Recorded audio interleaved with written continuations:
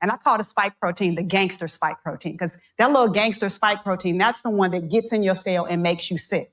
And so this is what the technology did. This is so dope. So what they did was they said, what if we made a vaccine that was just an mRNA coding only for that little gangster spike protein?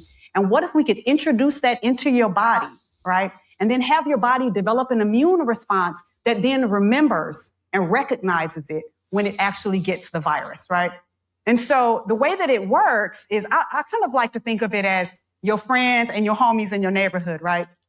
So you get this mRNA vaccine, right? It's wrapped up in this little lipid layer that gets it into your cell. Once it gets into your cell, this vaccine, it's the contractor. So it tells the cell, we're going to make these spikes. You start making the spikes, right? But then your body goes, whoa, wait a minute. This is not supposed to be here. Let me call security. Let me call in, all my people. And that is your immune response. So you have these cells called macrophages. They come in to swoop up the cell, but not before your body sends a message to some of these immune cells, like your T cells and your B cells, to create that memory so that when you see this virus come after you later, then you know what to do. So I kind of think of it like, when something happens later, you already got the vaccine and you have these antibodies waiting for something to pop off, and you got the T cells looking around to see what's happening.